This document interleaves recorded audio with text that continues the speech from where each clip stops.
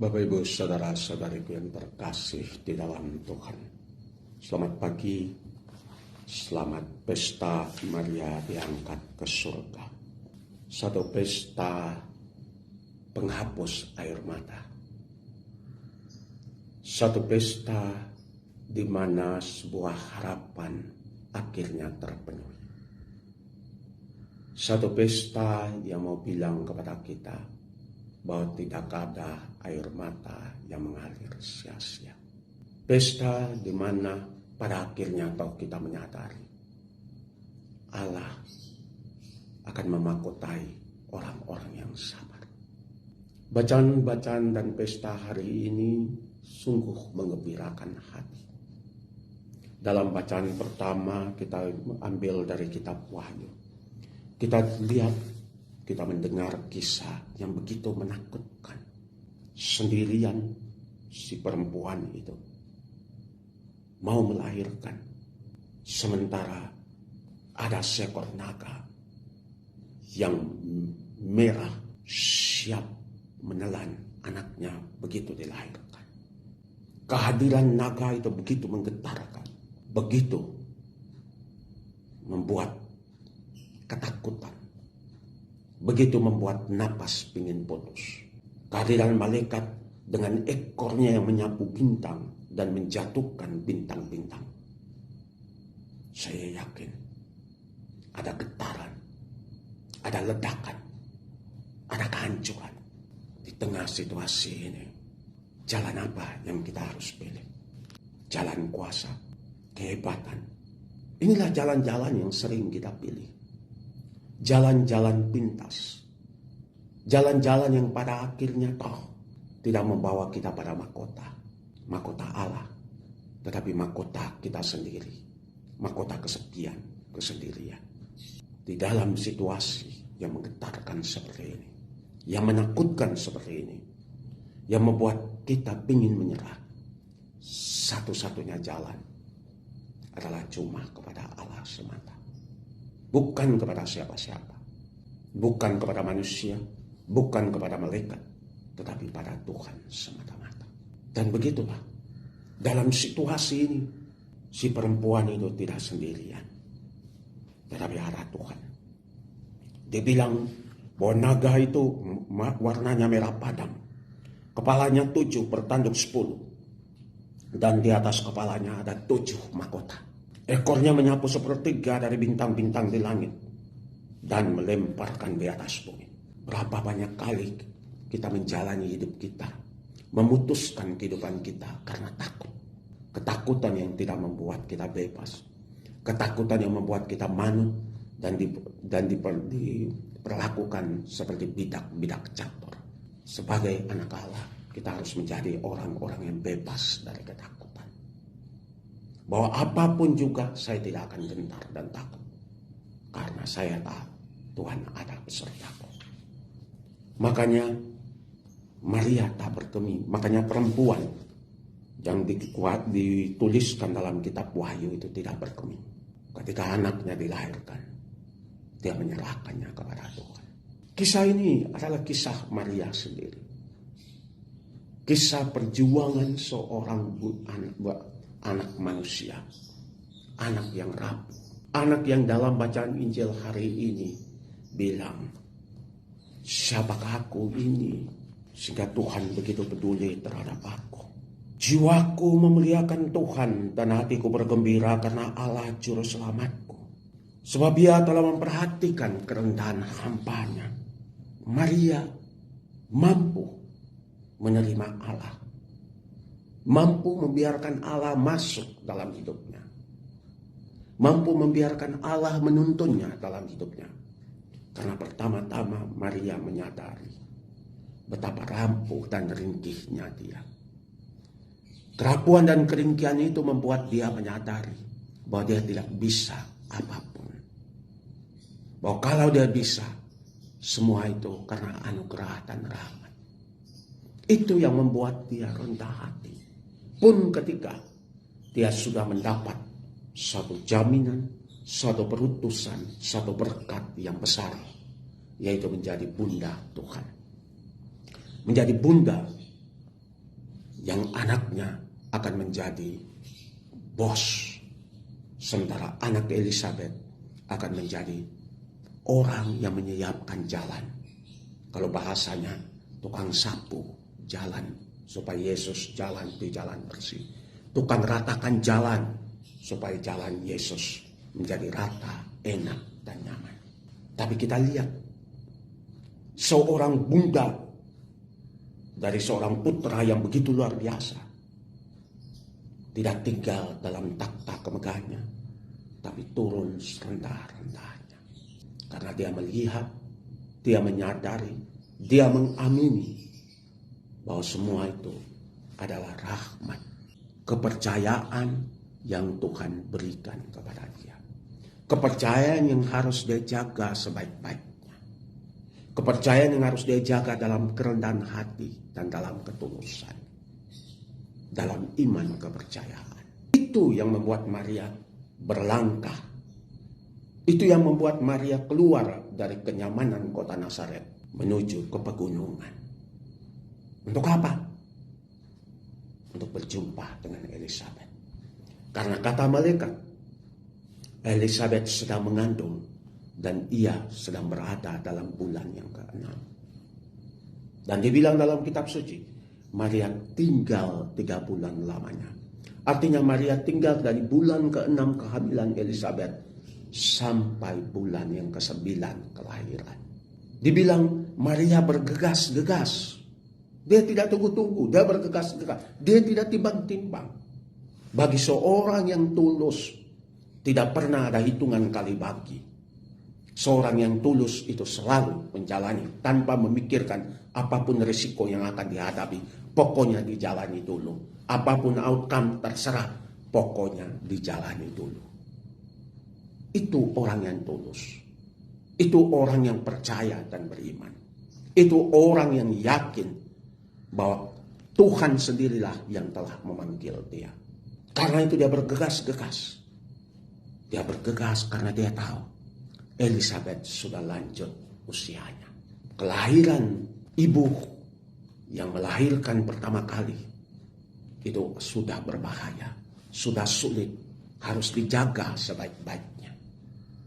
Apalagi kelahiran dari seorang pertama, dari seorang ibu yang sudah lanjut usia. Resikonya sangat tinggi. Berapa banyak ibu-ibu yang dianjurkan untuk aborsi saja karena usianya sudah menopause, sudah mau menopause. Sangat risiko. Pilihan antara bayinya atau dia, lebih baik gugurkan saja. Berarti sangat beriskan, sangat berisiko. Karena itu Maria bergegas-gegas. Dan Maria bukan hanya bergegas-gegas untuk datang menampakkan dirinya sebagai orang hebat, tetapi karena dia tahu Elizabeth memerlukan kehadiran seseorang. Karena dia tahu Elizabeth perlu orang yang bisa dia percaya. Karena dia percaya, dia tahu Elizabeth pasti dalam kehamilan begini, pasti ada banyak hal yang berkecamuk. Mungkin gembira di satu sisi, karena pada akhirnya tuh tiba. Tapi pasti juga ada perasaan malu ya. Wah, umur 80-an, tiba-tiba hamil. Orang bilang apa ya? Dan mungkin dia cuma mengunci diri dalam kamar. Tapi justru, apalagi saat itu, suaminya sedang melayani Tuhan dalam gereja. Berarti dia sendirian. Maria bergegas. Karena Maria tidak mau Elizabeth sendirian. Ketulusan cinta dari seorang Maria, kepedulian Maria yang tulus, hati Maria yang begitu mencintai, bukan hanya dirasakan oleh Elizabeth, bahkan juga dirasakan oleh bayi dalam kandungan. Karena itu bayi itu melonjak kegembiraan. Karena itu Elizabeth berseru, "Diberkatilah engkau di antara semua wanita dan diberkatilah buah rahimmu. Siapakah aku ini sampai ibu Tuhanku datang mengunjungi aku? Sebab sesungguhnya ketika salammu sampai kepada telingaku, anak yang di dalam rahimku melonjak kegirangan." Kegirangan. bagi orang seperti Elizabeth. Dia cuma perlu kehadiran seseorang yang tulus, yang rela berkorban, orang kepunyaan Tuhan, orang Tuhan sendiri. Makanya kehadiran setiap kita dalam situasi orang yang putus asa, situasi orang yang sepi, orang yang terpukul, haruslah kehadiran yang menjadi berkat dan membawa berkat. Dan itu harus dirasakan oleh mereka sebagai Tuhan sendiri yang hadir. Dan kehadiran seperti ini akan selalu membawa penyembuhan. Dan kehadiran seperti ini akan selalu membawa kekuatan. Dan kehadiran seperti ini akan selalu membuat orang tersenyum lega. Membuat orang bersemangat kembali. Membuat orang rela menghadapi apapun juga dalam hidup mereka. Karena mereka tahu ada orang Tuhan yang hadir bersama mereka. Pesta hari ini, Santa Perawan Maria diangkat ke surga, adalah pesta di mana Maria telah menjadi sahabat. Dia menjadi pertama, dia menjadi sahabat dari Tuhan sendiri. Tuhan yang mencari bertahun-tahun seorang yang rela memberikan hidupnya seutuhnya tanpa tedeng alu. Dia hadir dan membiarkan Tuhan masuk dalam hidupnya. Dia hadir sebagai seorang yang menemani Yesus mulai dari kandungan Yesus, berada dalam kandungan, dalam masa-masa sulit pertumbuhan Yesus di masa kecil, dalam masa-masa pembinaan Yesus, pembentukan Yesus, sampai pada saat Yesus wafat, Maria selalu hadir di sisinya. Maria tidak pernah meninggalkan Yesus. Maria cuma tidak pernah muncul di saat Yesus hebat. Seorang sahabat tidak pernah boleh merebut takhta kemuliaan dari seorang sahabat. Seorang sahabat haruslah berbangga, haruslah senang dan gembira ketika orang yang dia tolong menjadi orang hebat dan luar biasa. Sementara dia tetap orang kecil. Seorang sahabat tidak pernah menuntut penghargaan, apresiasi, karena telah membawa sahabatnya ke takhta kemuliaan. Tetapi selalu senang berada di balik panggung, bertepuk tangan di balik panggung, karena pada akhirnya toh dia telah menyelesaikan tugasnya. Sekarang sahabatnya ada di sana, dia tinggal mendoakan saja. Maria, begitulah Maria. Maria sebagai seorang sahabat yang menemani Yosef. Menemani Yosef di saat-saat sulit Yosef. Ketika Yosef harus mengambil keputusan menikah dengan dia atau tidak. Ketika Yosef kembali ke rumah keluarga besar, ke kampung halamannya, ke bangsanya. Tetapi bangsanya menolak dia. Maria tidak pernah meninggalkan Yosef. Dia selalu berada di sisi Yosef. Maria menemani Yosef mencari putranya Yesus ketika dia berusia 12 tahun. Maria menemani Yosef dalam kemiskinan, dalam kekurangan, dalam apapun juga. Maria tetap menemani Yosef. Dan saya yakin dia menemani Yosef sampai ajalnya. Maria itu seorang sahabat yang sejati. Karena itu ketika dia pergi ke kondangan, orang menikah, dia tahu ketulusan hatinya itu membuat dia tahu bahwa ada sesuatu. Ketika melihat kasak kusuk orang di belakang, dia tahu ada sesuatu yang kurang. Lalu dia tahu rumah itu kekurangan anggur. Sementara pesta masih sementara rame-ramenya. Kekurangan anggur atau bahkan tidak ada anggur sama sekali, kehabisan anggur adalah sesuatu yang memalukan. Ketika Maria tahu, dia mendekati Yesus karena dia tahu Yesusnya bisa buat sesuatu. Dia tahu dia tidak bisa bantu, tapi dia tahu putranya pasti bisa. Karena itu dia mendekati Yesus. Putra-putra Maria tidak boleh berhenti hanya pada Maria. Makanya gereja mengajarkan per Mariam ad Jesum. Jangan sampai orang Protestan mengeritik kita bahwa kita itu menyembah kepada Bunda Maria. Karena perlakuan kita hanya tiba pada Bunda Maria. Kedekatan kita pada Maria harus menghantar kita menemukan apa yang Maria temukan. Bahwa hanya dalam Yesus solusi hidup kita bisa terpenuhi. Karena itu Maria mendekati Yesus. Kan dia tahu cuma Yesus yang bisa membantu keluarga ini. Apalah dayanya dia. Maka dia bilang, dan dia ambil risiko. Dia bilang, mereka kehabisan anggur. Jawab putranya apa? Apa urusanku dengan mereka, hai perempuan? Saya ini juga tamu. Tapi itu tidak membuat Maria bilang, oh sudah, dia menyerah. Berarti dia tidak akan buat. Tidak. Maria yakin putranya pasti akan buat. Keyakinan itulah yang harus kita punya sebagai putra-putra Maria.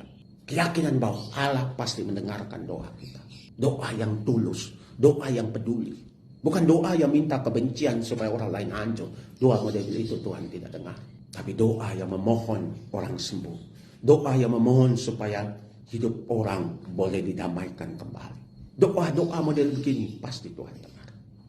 Makanya itu Maria yakin putranya akan buat. Makanya itu dia bilang sama pelayan, buatlah apa yang dia perintahkan. Jangan tanya-tanya tapi buatlah. Dan akhirnya Yesus buat. Dia bilang isilah tempayan itu dengan air. Sesudah isi, kita tidak dengar bahwa Yesus berdoa, curahkanlah rahmat Roh Kudus muka atas air ini dan jadilah ubahlah air ini menjadi anggur. Tidak. Begitu masuk di dalam gentong-gentong itu, lalu Yesus bilang, timbahlah. Mereka tahu itu air. Tapi mereka karena taat kepada Yesus. Seperti yang diperintahkan oleh Bunda Maria kepada mereka. Ikutlah, perbuatlah apa yang diperintahkan. Makanya akhirnya mereka timba air itu. Tanpa menyadari air sudah mengubah jadi batu. Jadi anggur. Akhirnya Tuhan pesta. Maria selalu hadir. Ketika Yesus dalam perjalanan menuju Golgota. Ketika Yesus jatuh ketiga kalinya. Pertama kali Yesus jatuh pada stasi ketiga. Stasi keempat dia berjumpa dengan bundanya. Maria sebagai seorang sahabat yang tak pernah meninggalkan siapapun. Menemani Yesus sampai akhir. Menguburkan Yesus. Mengkafani dia dan menguburkan dia. Membuat satu kuburan yang layak bagi putranya. Pesta hari ini adalah pesta kesetiaan itu. Pesta hari ini pesta bahwa di mana Tuhan mau bilang bahwa setiap pengorbanan kita buat seorang sahabat, apapun dia, siapapun dia, entah sahabat itu suamimu, entah sahabat itu istrimu, entah sahabat itu anak, entah sahabat itu rekan, tapi siapapun orang yang Anda temani, Tuhan akan mencatatnya. Dan pada akhirnya Tuhan akan mengganjari. Makanya pesta hari ini adalah pesta di mana Tuhan mau bilang kepada Maria, karena engkau telah setia menjadi seorang sahabat bagiku, menampakkan kehadiranku, berkatku, menghadirkan berkatku dalam setiap perjumpaanmu. Sekarang aku yang akan mau membalas kembali dengan memahkotai engkau sebagai ratu di surga. Dengan mengangkat engkau ke surga. Dan kemudian menjadikan engkau ratu di surga. Pesta hari ini adalah pesta di mana Tuhan bilang, at least I find a person. Akankah Tuhan menemukan orang-orang seperti Maria ini? Hari ini marilah kita bertanya dalam kedalaman batin kita. Sudahkah saya menjadi seorang sahabat? Sudahkah saya menjadi seorang saudara dan saudari? Sudahkah saya menjadi seseorang tanda kehadiran Tuhan bagi siapapun yang Tuhan pertemukan dengan kita dalam hidup kita? Perjumpaan-perjumpaan kita dengan mereka ini, sudahkah membawa mereka semakin dekat kepada Tuhan? Hanya kita sendiri yang bisa menjawabnya. Tuhan setia. Kabar gembira hari ini, yaitu Tuhan selalu mau menemani kita. Tuhan selalu mau hadir dalam hidup kita. Tuhan cuma mau bilang kepada kita untuk tetap kuat dan teguh. Tuhan sementara mencari jalan keluar yang terbaik buat apapun yang sedang kita hadapi dalam hidup. Tuhan cuma minta kita bertahan di tengah kegalauan. Tuhan minta kita untuk tetap tersenyum. Tuhan meminta kita untuk tetap mengangkat muka ke atas kepada Dia Tuhan meminta supaya kita memegang tangannya yang terulur buat kita. Peganglah tangan, itu lagunya. Semoga tangan Tuhan yang terulur kita genggam. Biarkan Tuhan menggenggam tangan kita dan membawa kita kemanapun dia mau. Pada akhirnya toh, siapapun yang setia, Tuhan pasti angkat dia di hadapan sedunia dan di hadapan naga, ke depan takhta kehakimannya. Tuhan memberkati kita semua.